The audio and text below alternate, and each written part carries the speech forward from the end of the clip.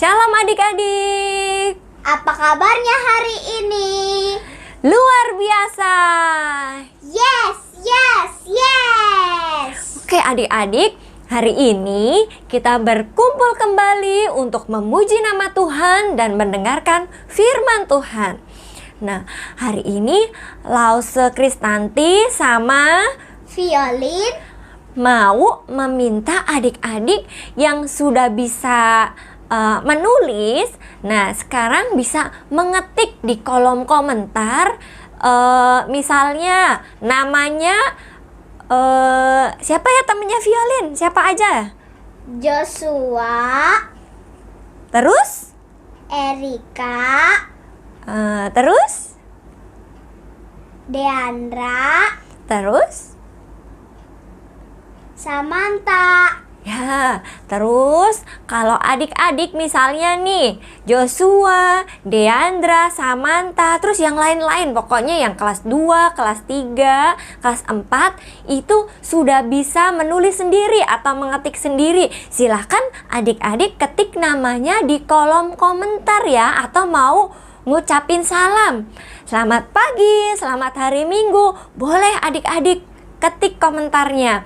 Nah terus buat adik-adik yang masih baby-baby, adik-adik bisa mami papinya ketik di kolom komentar. Misalnya nih ada Joella, nah ketik nama Joella di kolom komentar.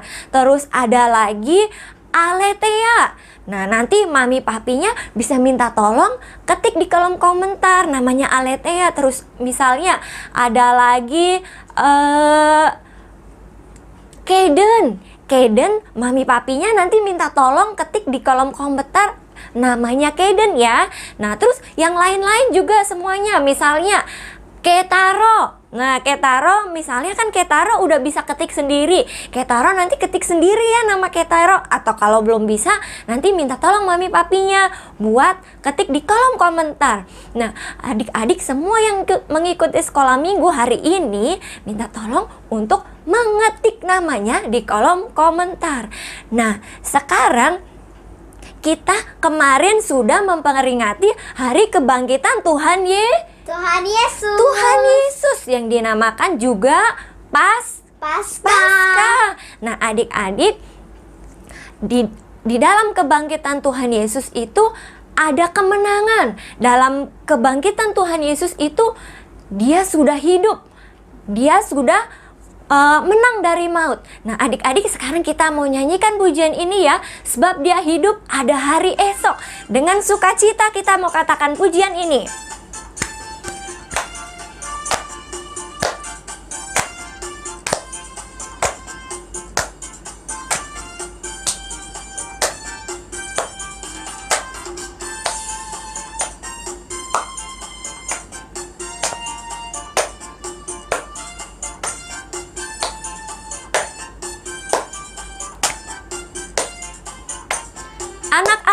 Anak Allah, Yesus namanya, menyembuhkan, menyucikan, bahkan mati,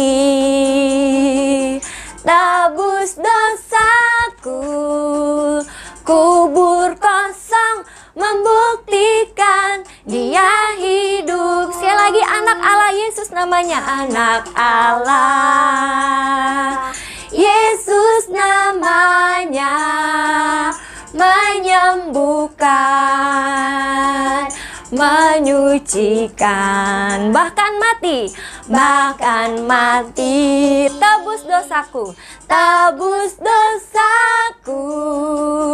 kubur kosong, membuktikan dia hidup. Sebab dia hidup, ada hari esok. Sebab dia hidup, ku tak gentar, karena ku tahu, dia pegang hari esok. Hidup jadi berarti sebab dia hidup. Katakan lagi, anak Allah, Yesus namanya. Adik-adik, tepuk tangan ya.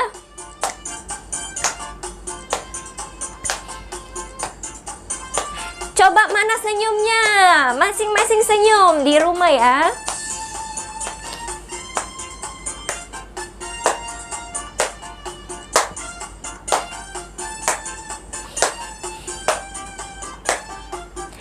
Siap-siap ya, anak Allah. Anak Allah, Yesus namanya, menyembuhkan,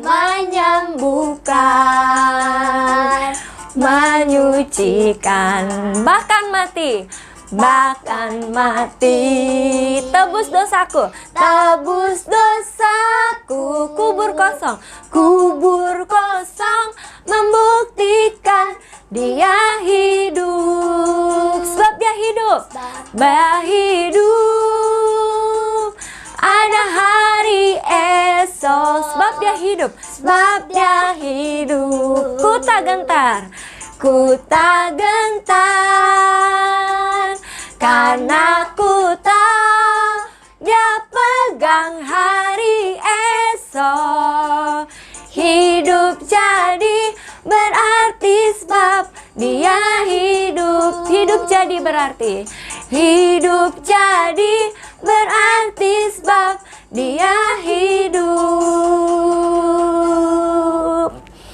Nah, adik-adik, kita sekarang mau berdoa ya. Sebelum kita berdoa, kita mau katakan pujian Bapakku datang padamu. Semua lipat tangannya, tutup matanya. Kita mau katakan pujian ini dengan sungguh-sungguh.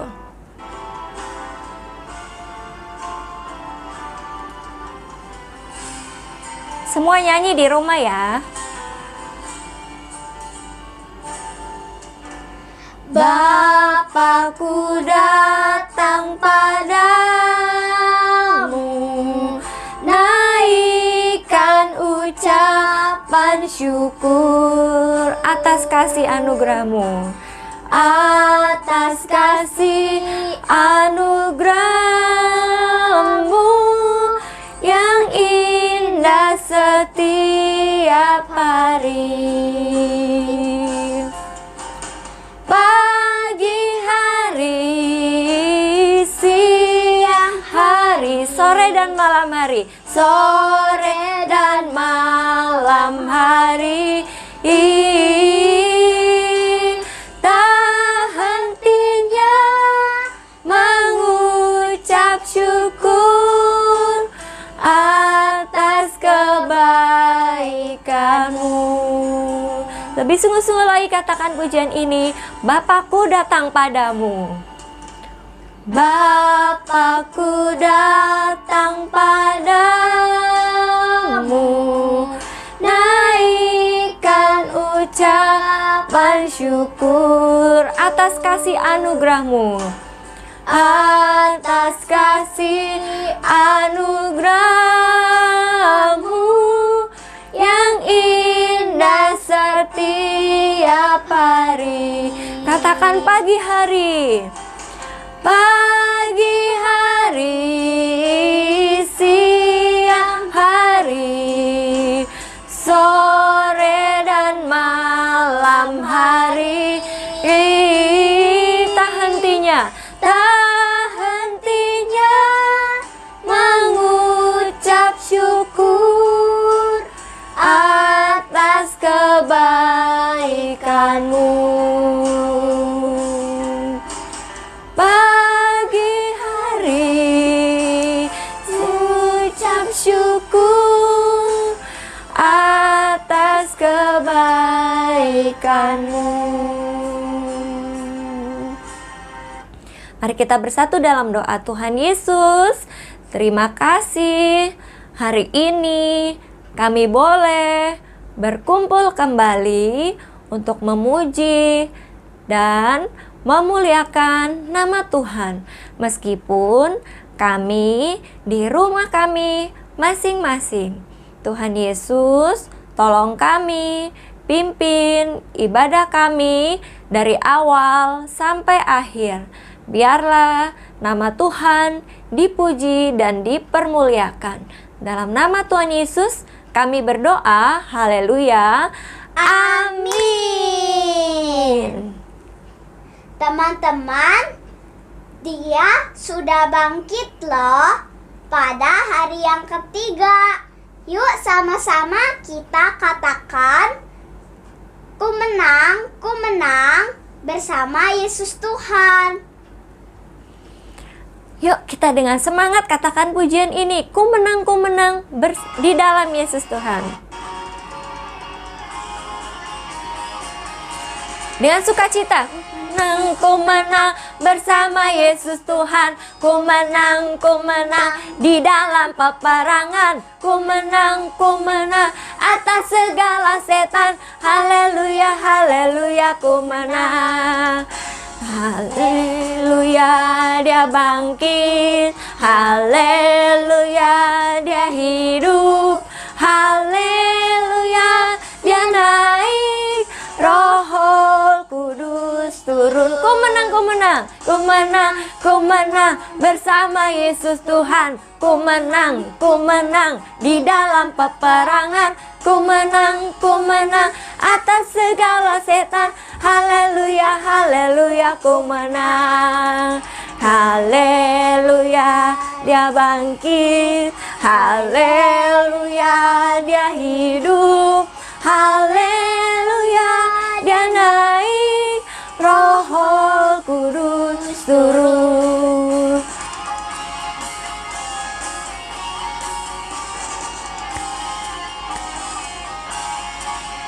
Ku menang bersama Yesus Tuhan. Ku menang di dalam peperangan. Ku menang atas segala setan. Haleluya, haleluya, ku menang. Haleluya, haleluya, dia bangkit. Haleluya, dia hidup. Haleluya, dia naik. Roh Kudus turun. Roh Kudus turun. Puji nama Tuhan. Nah, adik-adik, sekarang waktunya kita untuk memberikan persembahan. Adik-adik, nanti persembahannya bisa dititip ke Mami Papi ya, biar nanti Mami Papi yang transfer ke nomor rekening yang ada di bawah ini. Atau Mami Papi nanti bisa scan barcode yang ada di bawah ini. Nah, sekalian kita mau memberikan persembahan, kita mau katakan pujian. Dalam nama Yesus ada kemenangan. tuh, dalam nama Yesus ada kemenangan. Yuk, kita katakan pujian ini ya adik-adik. Dalam nama Yesus, dalam nama Yesus. Dengan sukacita. Dalam nama Yesus, dalam nama Yesus ada kemenangan. Dalam nama Yesus, dalam nama Yesus, dalam nama Yesus iblis dikalahkan. Dalam nama Tuhan Yesus siapa dapat melawan? Dalam nama Tuhan Yesus ada kemenangan. Dalam nama Yesus. Dalam nama Yesus. Dalam nama Yesus ada kemenangan. Dalam nama Yesus. Dalam nama Yesus iblis dikalahkan. Dalam nama Tuhan Yesus siapa dapat melawan? Dalam nama Tuhan Yesus ada kemenangan.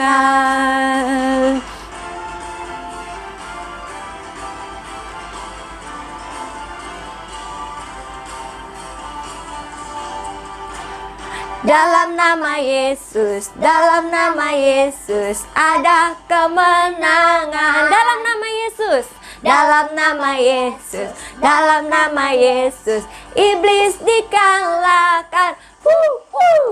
Dalam nama Tuhan Yesus siapa dapat melawan? Dalam nama Tuhan Yesus ada kemenangan. Dalam nama Tuhan Yesus ada kemenangan. Oke, adik-adik, sekarang tiba waktunya untuk mendengarkan firman Tuhan ya. Firman Tuhan akan dibawakan oleh Lause Cingcing. Halo adik-adik, apa kabar? Langsung mau tanya nih adik-adik. Ada yang tahu nggak ini apa? Betul, ini kendi ya atau guci kecil. Nah adik-adik tahu nggak ini terbuat dari apa sih nih kendi ini? Iya betul, dari tanah liat. Pinter nih adik-adik ya. Nah Lause mau tanya juga, adik-adik tahu nggak benda apa lagi sih yang terbuat dari tanah liat selain kendi kecil ini nih? Nah adik-adik, iya ada yang namanya periuk, ada yang namanya bejana, itu semua dari tanah liat. Periuk itu untuk apa adik-adik?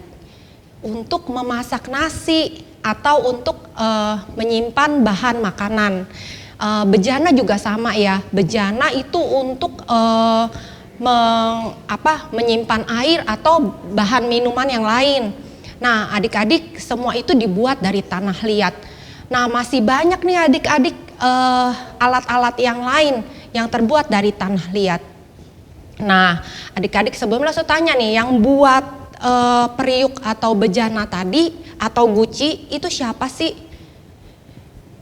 Betul, namanya tukang periuk atau pejunan, sama ya.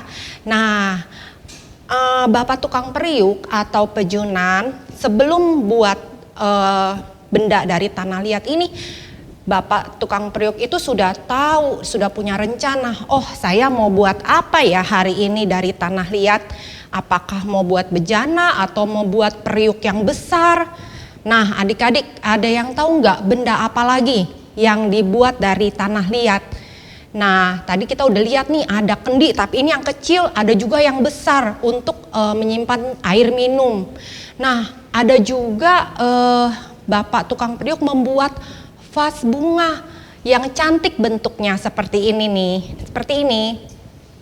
Ayo, ada apa lagi? Benda-benda yang lain. Nah, ada tadi ya periuk, atau ada juga semacam panci yang digunakan di dapur untuk memasak. Nah, ada juga yang digunakan, yang taruh di atas meja makan, digunakan untuk perlengkapan makan atau minum. Dan ada juga yang disimpan di dalam lemari, dijadikan pajangan atau untuk jadi pot yang ditaruh di halaman rumah. Nah, adik-adik, tadi ya Bapak tukang periuk itu sudah tahu nih, dia sudah merencanakan hari ini mau buat apa. Nah, sekarang adik-adik ada yang tahu nggak proses pembuatan bejana atau periuk itu? Nah, gini adik-adik, pastinya Bapak tukang periuk itu perlu tanah liat. Tanah liat yang sebelumnya dibersihkan dulu dari batu-batu kecil atau kerikil-kerikil atau dari kotoran lain.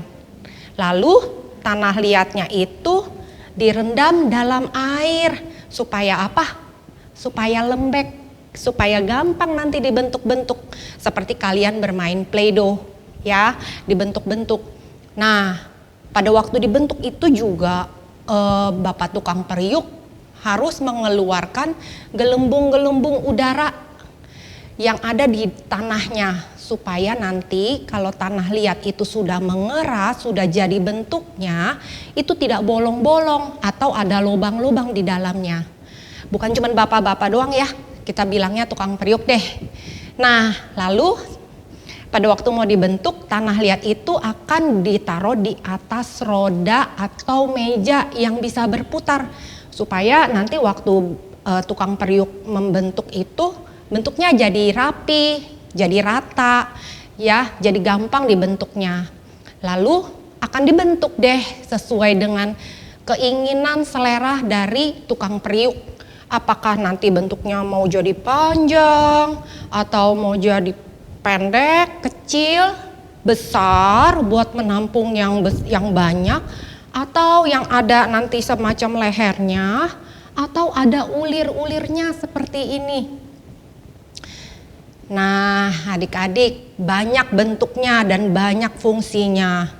Lalu proses selanjutnya setelah dibentuk, bejana ini akan dibiarkan dulu, didiemin aja sampai nanti agak kering, uap airnya sudah menguap. Sekitar 1 hari atau beberapa hari, bahkan sampai seminggu.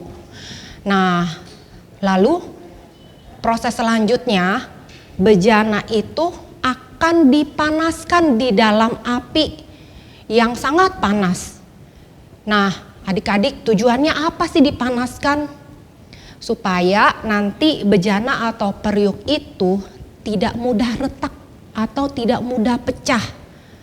Nah, setelah udah panas, periuk atau bejana itu ditaruh lagi, didiemin lagi, dibiarinin lagi sampai dingin.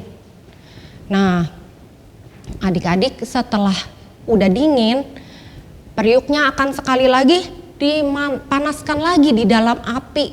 Wah, kali ini dengan suhu yang lebih panas daripada yang semula, yang pertama kali. Mungkin bisa sampai mencapai 1000 derajat.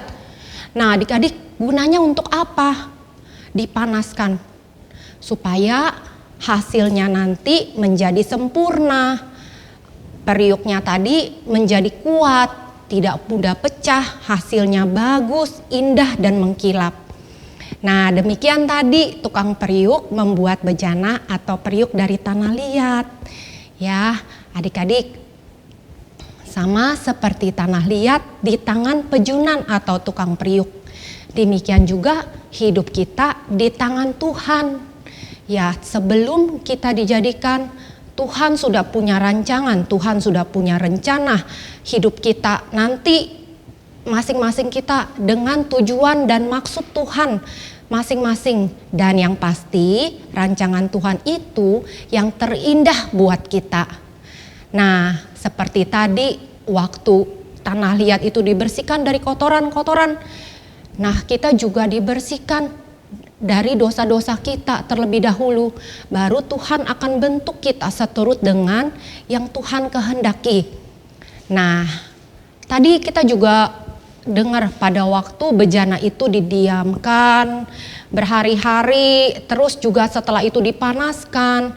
Ada kalanya Tuhan juga izinkan kita mengalami banyak sekali kesulitan-kesulitan, pergumulan di dalam hidup kita yang mungkin gak enak. Rasanya kok saya ditinggalin sendirian, kok saya tidak ada yang peduli, kok saya harus melewati semua yang gak enak seperti ini.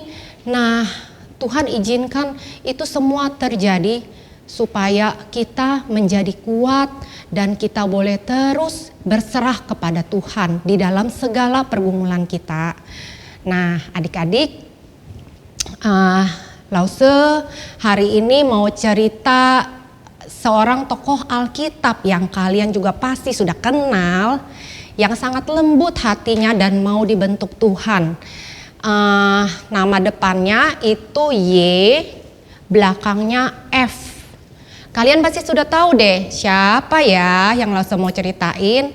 Nah, tapi sebelumnya kita mau lipat tangan dulu adik-adik, kita mau minta Tuhan pimpin ya. Kita masuk dalam doa. Tuhan, terima kasih hari ini kami boleh kembali datang kepada Tuhan. Sebentar lagi Tuhan kami mau mendengarkan firman Tuhan. Tuhan tolong kami, Tuhan lembutkan hati kami supaya firman Tuhan yang Lause ceritakan kami boleh mengerti dan kami boleh mendengarkan dengan baik. Hanya di dalam nama Tuhan Yesus kami berdoa dan mengucap syukur. Amin. Adik-adik siapa ya? Betul, semuanya pintar. Hari ini Lause cerita tentang Yusuf. Nah, seperti yang adik-adik tahu, Yusuf itu adalah anak dari Bapak Yakub yang anaknya ada 12. Dan Yusuf adalah anak yang ke-11 dari 12 saudara. Nah, adik-adik, Yusuf ini adalah anak yang paling disayangi oleh Bapak Yakub. Saking Bapak Yakubnya sayang sama Yusuf, kakak-kakaknya menjadi iri. Ya, nah satu hari Bapak Yakub juga memberi jubah yang sangat indah buat Yusuf. Dan itu semakin membuat saudara-saudaranya menjadi tambah iri. Nah, apalagi pada waktu Yusuf itu ceritain kepada keluarganya kalau dia bermimpi. Kalau keluarganya itu semua sujud menyembah kepadanya. Wah, tambah-tambah iri dan tambah benci saudara-saudaranya kepada Yusuf. Adik-adik, satu hari Bapak Yakub panggil nih Yusuf. Yusuf, sini deh. Coba kamu pergi ya, cari kakak-kakak kamu. Lihat coba keadaan mereka. Lihat coba ya, kambing domba. Apakah semuanya baik-baik saja? Nanti kamu balik lagi kasih tahu ayah ya. Siap ayah, kata Yusuf. Nah, akhirnya Yusuf pergi tuh cari kakak-kakaknya yang sedang mengembalakan kambing domba sampai ke Dotan. Dan benar adik-adik, dari jauh Yusuf lihat nih, wah kakak-kakaknya sedang mengembalakan kambing domba. Wah, kakak-kakaknya juga dari jauh melihat, itu si Yusuf tuh. Dan mereka berencana untuk membunuh Yusuf karena mereka benci kepada Yusuf. Lihat tuh, si tukang mimpi datang. Yuk kita bunuh dia, kita lempar dia ke dalam sumur. Wah, adik-adik tahu nggak apa yang terjadi? Begitu Yusuf dekat dengan kakak-kakaknya, sampai dekat mereka, kakak-kakak Yusuf langsung tarik Yusuf, terus buka jubahnya Yusuf yang indah yang diberikan oleh ayahnya. Lalu Yusuf didorong, dilempar ke dalam sumur. Nah, adik-adik, tidak lama kemudian mereka melihat nih, ada pedagang yang sedang lewat di sana, yang sedang mau menuju ke Mesir.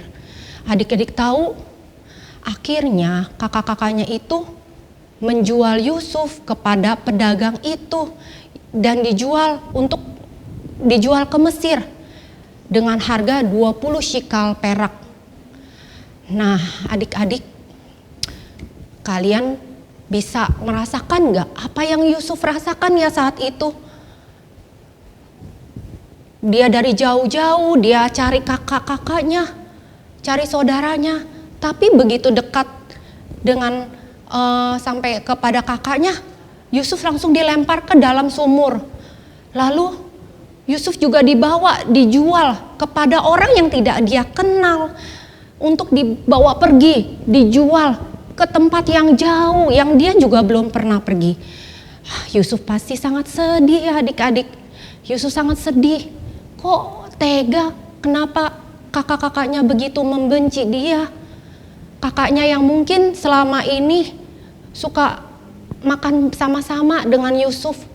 Mungkin mereka yang selama ini bertumbuh bersama, mengembalakan ternak sama-sama. Loh, kenapa kakaknya mau berbuat jahat kepada Yusuf dan menjual dia supaya dia pergi ke tempat yang sangat jauh?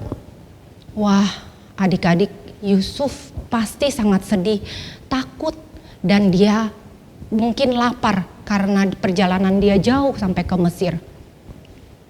Adik-adik, apa yang terjadi dengan nasib Yusuf? Tuhan menyertai Yusuf nih adik-adik.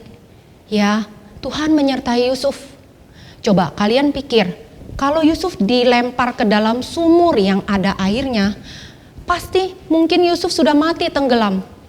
Atau kalau kakak-kakaknya tidak menjual Yusuf kepada pedagang, mungkin Yusuf akan mati juga di dalam sumur berhari-hari, tidak ada yang menolong dia dan dia tidak bisa makan. Tapi Tuhan menyertai Yusuf. Adik-adik, Yusuf ternyata dijual kepada kepala pengawal Raja Firaun yang namanya Potifar. Nah, Yusuf dijual kepada Potifar untuk menjadi budak. Yusuf tetap percaya kepada Tuhan. Walaupun dia bekerja sebagai budak, dia bekerja dengan rajin, dengan giat, sampai majikannya yaitu Potifar sangat senang sama Yusuf. Semua apa yang dikerjakan Yusuf selalu berhasil. Tidak pernah Yusuf melakukan kesalahan. Dan Yusuf diberikan kuasa untuk mengatur rumah dan segala milik Potifar. Adik-adik, tapi sayang, istri Potifar sangat jahat. Dan suatu kali istri Potifar menuduh Yusuf melakukan perbuatan yang tidak baik dan mengadukannya kepada Potifar. Begitu mendengar ini, Potifar menjadi marah dan menjebloskan Yusuf ke dalam penjara.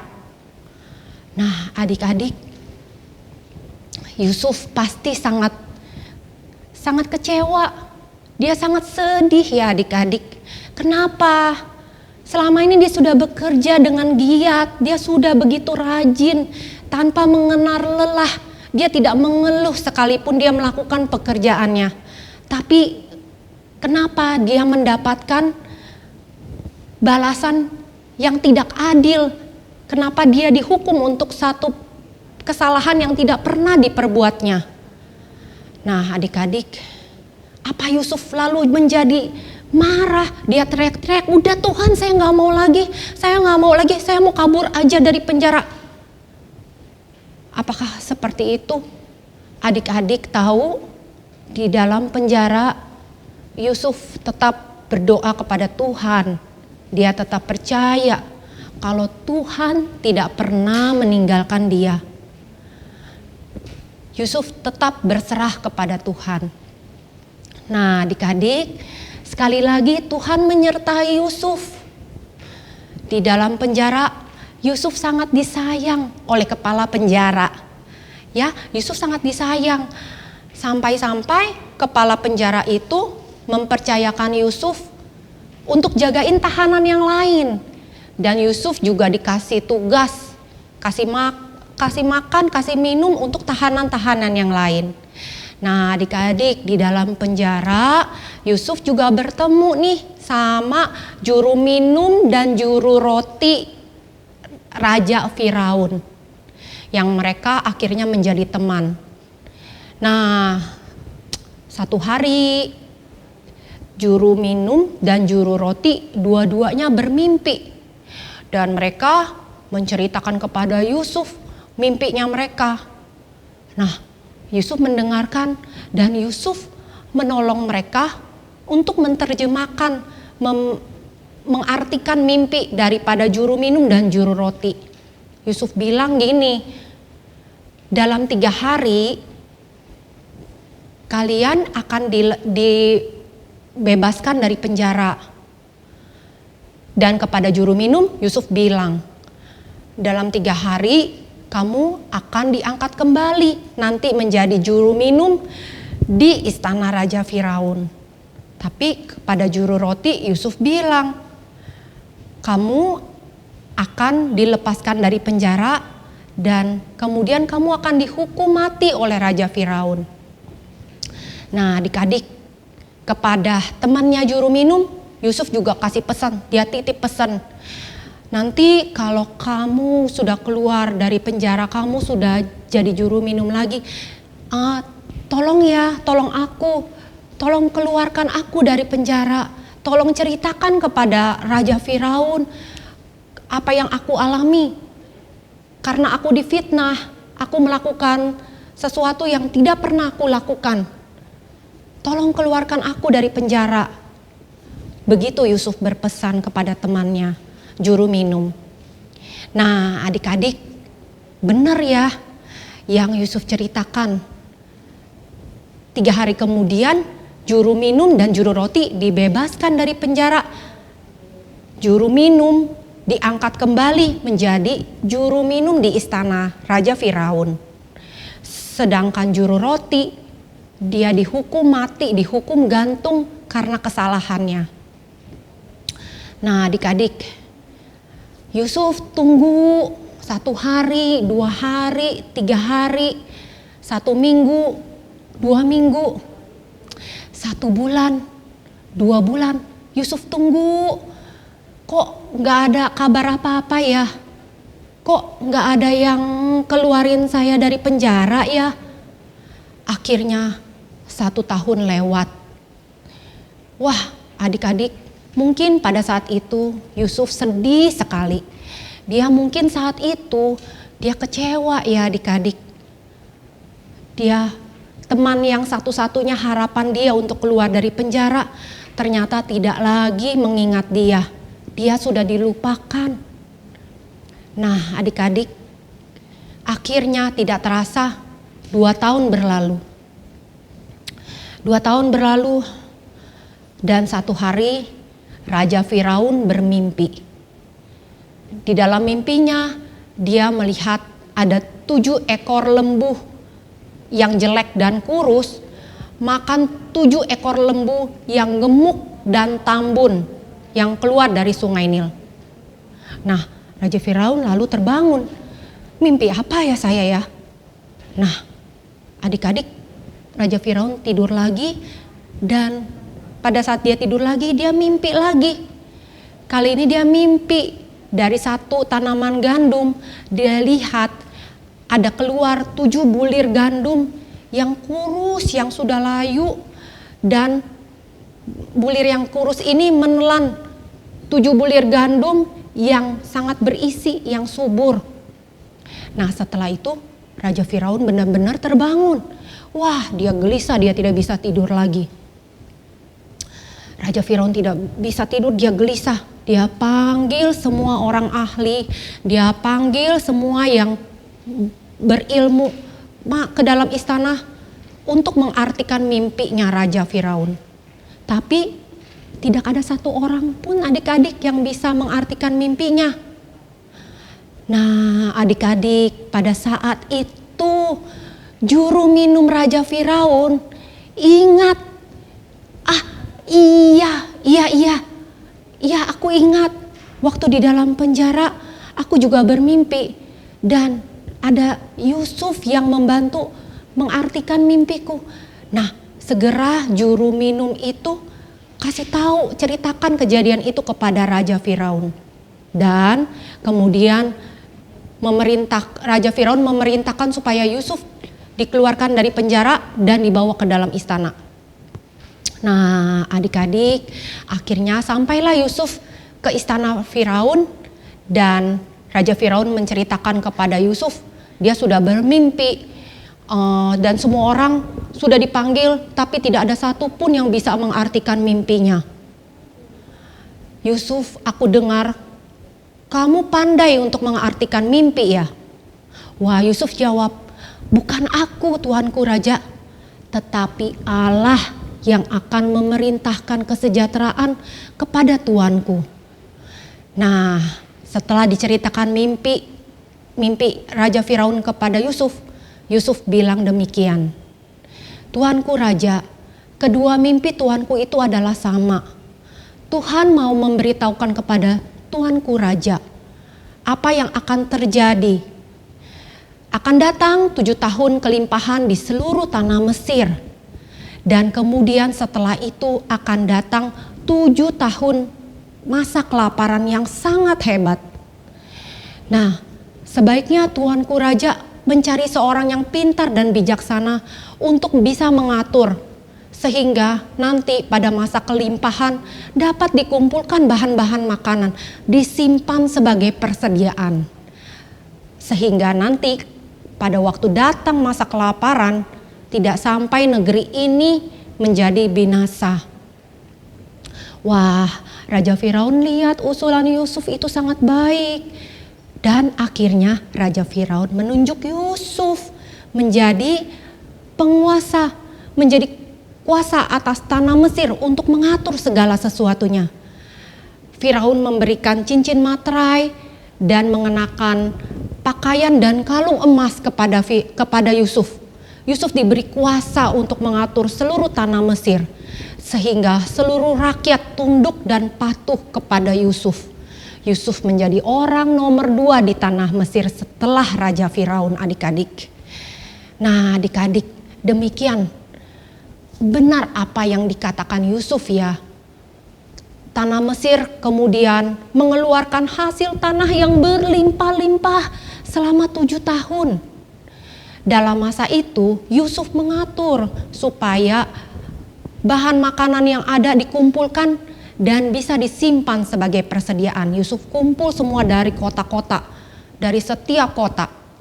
Sampai akhirnya bahan makanan yang disimpan itu menjadi seperti pasir di laut, tidak terhitung banyaknya. Dan benar juga apa yang dikatakan Yusuf. Setelah 7 tahun kemudian timbul masa kelaparan, di mana tidak ada satu tumbuhan pun yang bisa tumbuh di tanah Mesir. Adik-adik, pada saat rakyat sudah kehabisan bahan makanan, mereka datang kepada Yusuf untuk membeli gandum yang sudah dikumpulkan, yang sudah disimpan. Nah, adik-adik, demikian hebat kelaparan di negeri itu, sampai akhirnya berdatangan orang-orang yang di luar Mesir itu juga untuk membeli gandum dari Yusuf. Adik-adik tahu gak? Dari antara orang-orang yang berdatangan itu, salah satunya adalah keluarga Yusuf sendiri. Di mana Yusuf bisa melihat keluarganya datang karena mereka kehabisan bahan makanan dan mereka membeli dari Yusuf. Wah, begitu melihat keluarganya, Yusuf tahu Yusuf tahu kalau Tuhan sudah mempunyai rencana atas hidupnya dari awal sampai dengan dia menjadi penguasa Mesir, di mana Tuhan sudah mempunyai maksud supaya Yusuf bisa menjadi penyelamat untuk keluarganya dan juga untuk seluruh bangsanya. Adik-adik, demikian kisah perjalanan Yusuf. Siapa yang tahu Yusuf tadinya seorang gembala, sekarang bisa menjadi seorang penguasa di tanah Mesir. Adik-adik tidak ada yang tahu, bukan? Termasuk Yusuf. Tapi akhirnya dia tahu, dia sadar. Tapi adik-adik, Yusuf sudah melewati begitu banyak hal ya di dalam perjalanan hidupnya tadi. Kita sudah tahu Yusuf itu dia dijual oleh saudara-saudaranya menjadi budak. Yusuf juga sudah difitnah, dimasukin dalam penjara. Lalu Yusuf juga sudah dilupakan oleh temannya. Wah, Yusuf sudah melewati banyak kesedihan, kekecewaan, ketakutan. Dia sudah mengalami ketidakadilan. Dia juga merasakan kesepian di dalam hidupnya. Tapi adik-adik, di dalam masa-masa itu semua, Yusuf tetap beriman kepada Tuhan. Dia berdoa dan dia terus bersandar pada Tuhan. Dia percaya Tuhan tidak pernah meninggalkan dia, dan dia percaya Tuhan yang akan menjadi penyelamat hidupnya. Akhirnya seperti bejana, seperti tanah liat tadi ya, dibentuk oleh Tuhan. Demikianlah hidup Yusuf di tangan Tuhan. Adik-adik, kita mau belajar ya dari kisah Yusuf.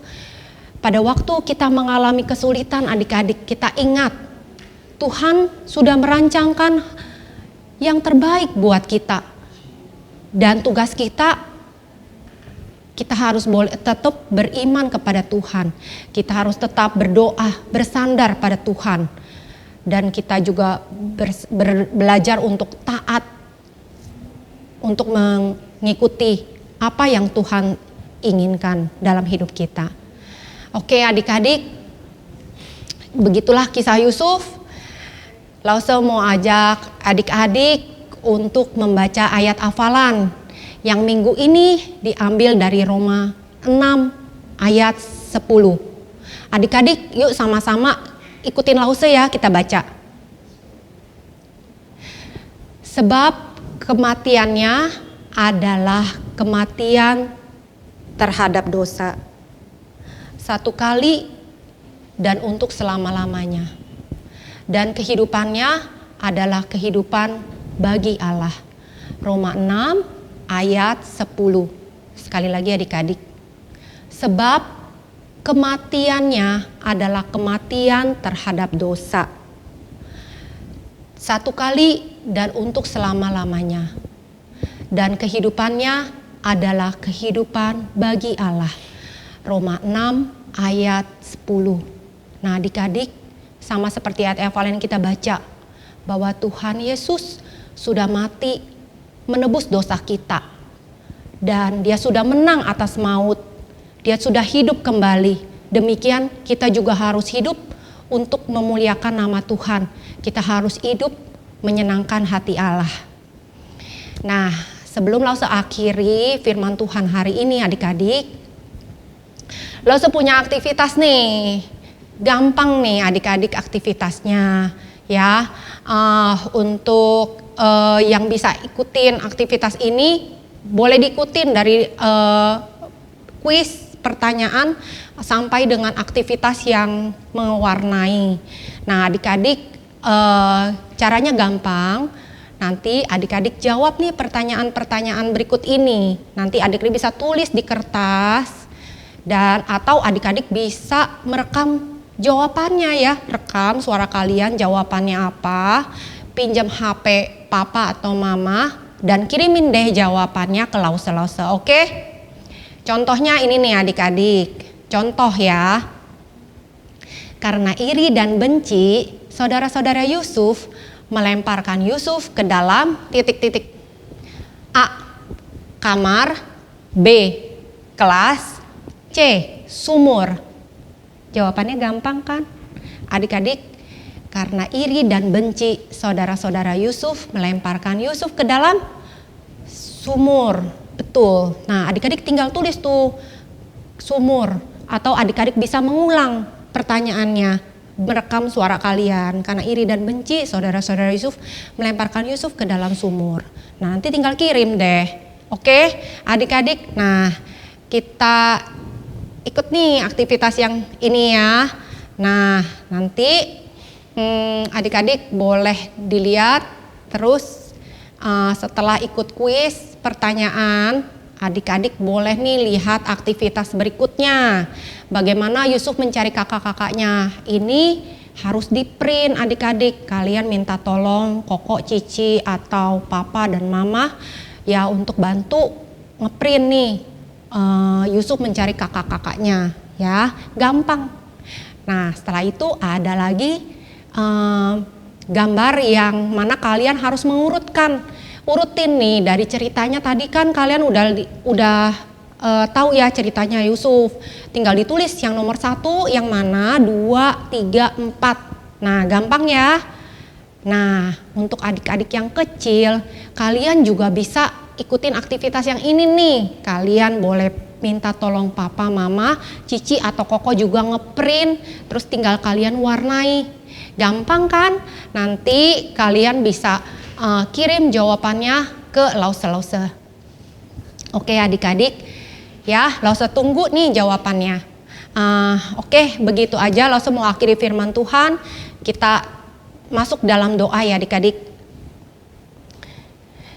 Tuhan Yesus, terima kasih kami sudah punya Allah yang begitu baik, yang telah mempunyai rencana atas hidup kami. Tuhan, kami mau belajar seperti Yusuf. Kami mau bersandar pada Tuhan. Walaupun seringkali kami mengalami masa-masa yang sulit. Kalau kami seringkali merasa ditinggalkan, tidak ada yang peduli. Kami juga diolok-olok. Tapi Tuhan, kami bersyukur kalau kami mempunyai Allah seperti Engkau.